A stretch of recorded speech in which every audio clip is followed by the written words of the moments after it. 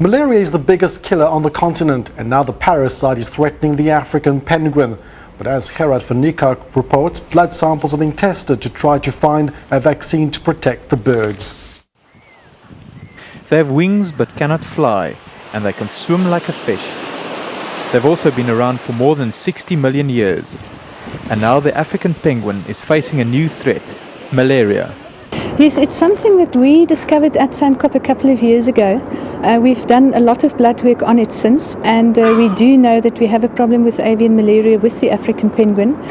We are currently doing research on avian malaria in the African penguin. It does not affect humans. But scientists say the parasite poses no threat to human beings. The African penguin, formerly known as the jackass penguin, is a protected species. It has also been listed as vulnerable in the South African Red Data book. But thanks to conservation efforts by the South African Foundation for the Conservation of Coastal Birds, these penguins have been given a new lease on life. So far, the organization has treated more than 30,000 African penguins. Gerard van Niekerk, E-News, Cape Town. 130,000 tons of iron ore is lying at the bottom of the ocean off Cape Town. And today, the owners of the cargo of the ill-fated treasure successfully applied to the Cape High Court to attach the vessel. The iron ore carrier sank last week, sparking off an environmental disaster. Gerard van Niekerk reports.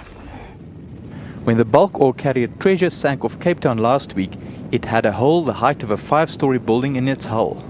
The result? 400 tons of oil seeping into the ocean, polluting the coastline and endangering marine life. Now the accusations and counter-accusations are flying fast and furious. Some say the ship was poorly maintained and in an unseaworthy condition. In the first place, it shouldn't have departed on the voyage. There's an obligation by a ship owner when carrying goods not to sail his vessel in a seaworthy condition. So if it sails in an unseaworthy condition in the first place, it's a breach of the contract of carriage or negligence vis-a-vis other parties that could suffer damages. But the owners and underwriters say the treasure underwent regular port inspections and it had a clean bill of health. They were not prepared to make any statements on camera, but said the 17-year-old ship was last inspected in Brazil on May the 29th.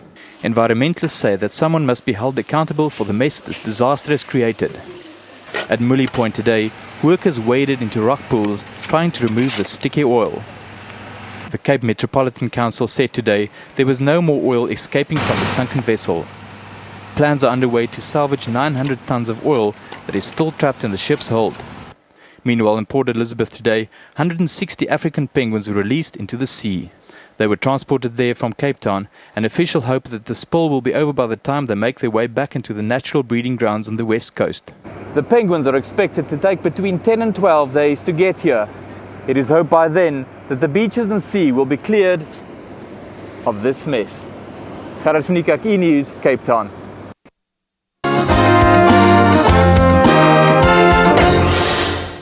South Africa's world-famous penguins, Peter and Percy, have not yet been found. They arrived back in Cape Town this week after being released in Port Elizabeth. Pamela, the third penguin fitted with a transmitter, is reportedly off Betty's Bay. The three penguins were among several thousand who were transported to the Eastern Cape to escape the oil spill off Cape Town. Peter barely stopped off on his way back to Robben Island, and Percy was almost as fast in getting home to Dussen Island. Experts tracking the birds say it will take some careful detective work to pinpoint the precise location of the birds. Thousands of oiled penguins were still being cleaned at Sandkop centres in Cape Town. Catch up on the exploits of Peter, Pamela and Percy in a special programme right here on E tonight at 8:25.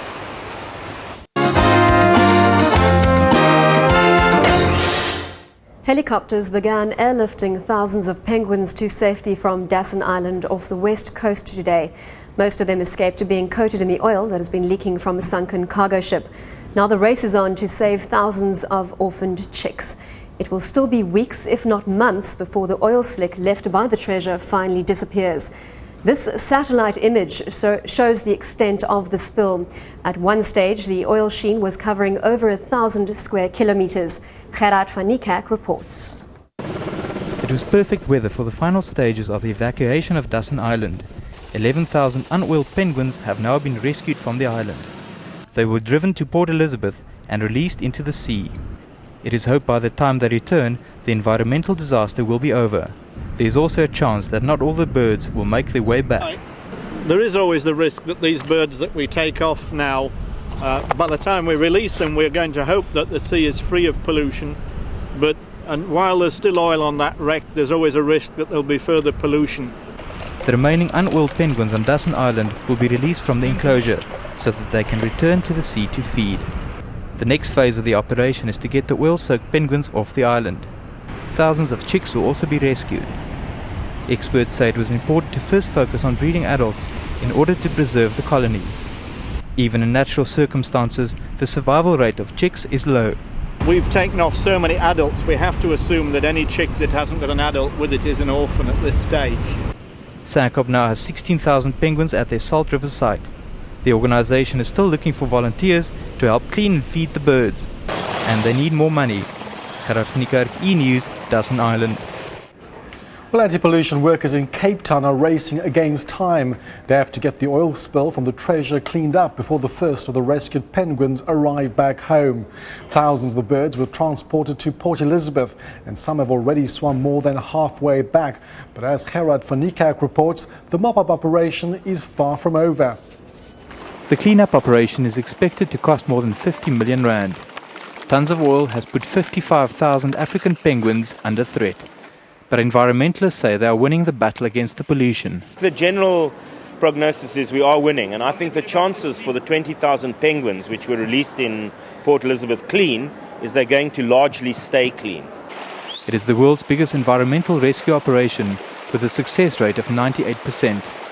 More than 43,000 penguins have been removed, and less than 1,000 were killed by the disaster. Meanwhile, Peter, Pamela and Percy, 3 of the penguins fitted with satellite transmitters, are well on their way back to the natural breeding grounds near Cape Town. But the birds are swimming through seas infested with predators, including sharks and seals. The first penguin is expected to return in the next 10 days. But the rescue operation is far from over. Well, we're still going to be extremely busy for at least another 3 or 4 months. We've got 23,000 penguins in at the moment. We're hoping to start releasing in Port Elizabeth by Wednesday, Thursday this week. But it is going to be a very long, drawn-out operation. At the South African National Foundation for the Conservation of Coastal Birds, where more than 23,000 penguins have been cleaned, more volunteer help and donations are desperately needed. Gerard van Niekerk, E-News, Cape Town. The plight of the Western Cape's penguin population is attracting some unusual attention. Gerard van Niekerk has more. The boxer and the babe are getting down and dirty. While the beauty donned her oilskins, the beast swapped his boxing gloves for a pair of rubber ones. And they're doing it for the penguins. As guests of the International Fund for Animal Welfare, the awesome twosome are hoping that their visit will encourage worldwide support for the African penguins. Voted Babe of the Year for the London tabloid The Sun, Felicity Gain is using her natural assets to highlight the plight of the oiled birds. The purpose of my visit is to bring awareness to the people back at home. Hopefully I'm going to use myself and Chris as the face of this, to try and make people raise more funds for this charity. Former undefeated WBC middleweight champion Chris Eubank will put his weight behind the international team of experts working to save more than 20,000 African penguins oiled in the recent treasure disaster. Laws have to be made where these tankers that are carrying all this type of cargo, oil in this case, there have to be rules and regulations that they follow. The oil spill has endangered more than 40% of the African penguin population. Meanwhile, Peter, Pamela and Percy penguin, the tagged birds released near Port Elizabeth, are making good progress in their long swim back to the natural breeding grounds. Gerard van Niekerk, E-News, Cape Town. One of the world's most famous African penguins is back in Cape Town. Peter was among 20,000 released in Port Elizabeth to swim back to Cape Town. This after they were threatened by oil pollution from the sunken ship Treasure. Gerard van Niekerk reports. It was a welcome home party for Peter the penguin. And when Robben Islanders throw a party, almost everyone is invited. The turnout was impressive. The mayor, the minister and the media. But the star attraction was nowhere to be seen. Hopefully the host is out on Robben Island finding his wife and creating little penguins for us. Perhaps facing the media is going to be worse than actually swimming 800 kilometers from Port Elizabeth to Robben Island. But they did have a stand-in. One very dead African penguin and an impersonator. Peter is back at Robben Island. He has not yet been found. Another monitored penguin, Percy, is safely back in the Atlantic Ocean, but the third, Pamela, is still paddling. The intrepid bird's epic journey is capped. Staying with penguins, one of South Africa's famous African penguin trio has finally been found. Percy is in good shape after his epic trek from Port Elizabeth to Cape Town. He was one of 3 penguins fitted with a satellite tracking device. The other 2, Pamela and Peter, are also back home but still remain elusive. Gerard van Niekerk has more. From subsistence fishing to the world's most famous backpacking penguin, Percy is back in town. He was caught by a nature conservation student on Dassen Island, home to the largest breeding colony of African penguins in the world. Basically chasing after him, and once I got close enough to him, he stood still and turned around and wanted to defend himself. So in the end it was basically just a pick-up. I had the glove as backup, so because he's a feisty character, he's a strong guy. Life for African penguins took a dramatic turn after an oil spill polluted Cape Town's waters 5 weeks ago.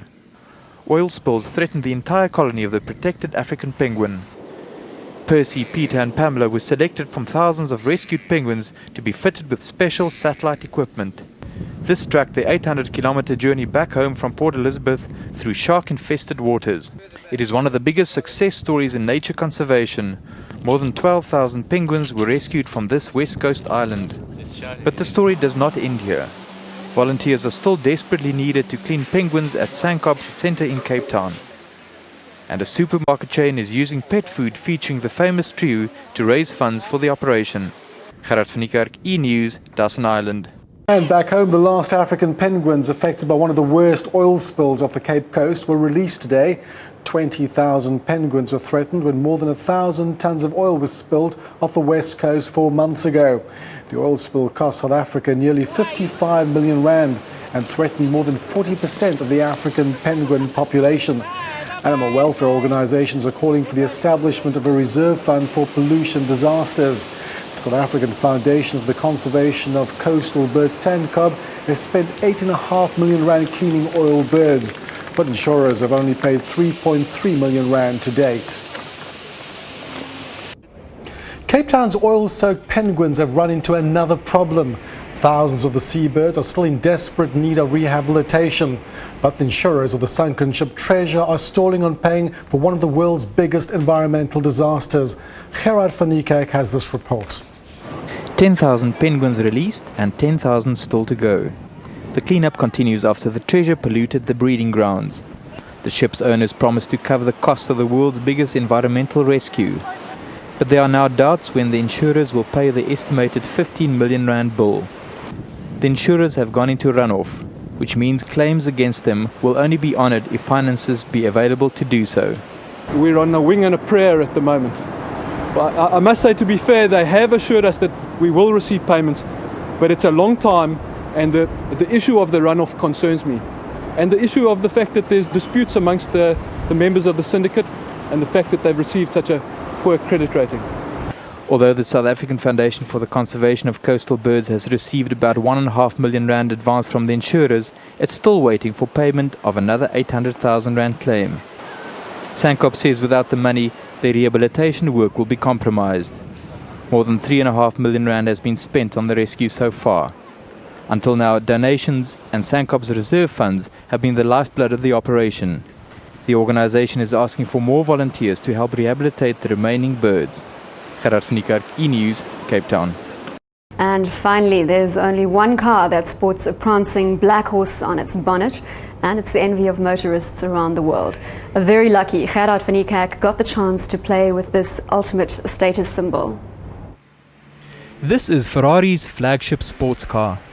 Designed in the finest Italian tradition, combining state-of-the-art engineering, styling and aerodynamic efficiency.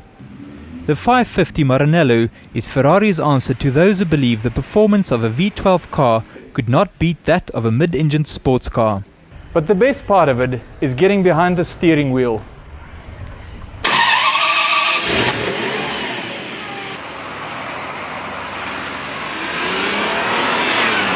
and taking it for a spin. With a 64-valve V12 engine, it has a top speed of 320 kilometers per hour.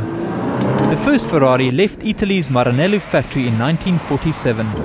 And 54 years later, Ferrari still produce exclusive roadsters based on Formula 1 racing cars. But all of this comes at a price. 2,800,000 rand to be precise. That's more than 60,000 rand a month for 5 years if you're thinking of asking for a bank loan. But for those of us who will ever dream of owning a Ferrari, there is a cheaper alternative. A CD with sounds of a Ferrari engine in full cry.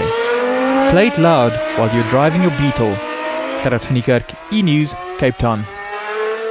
The Ferrari is right up my street.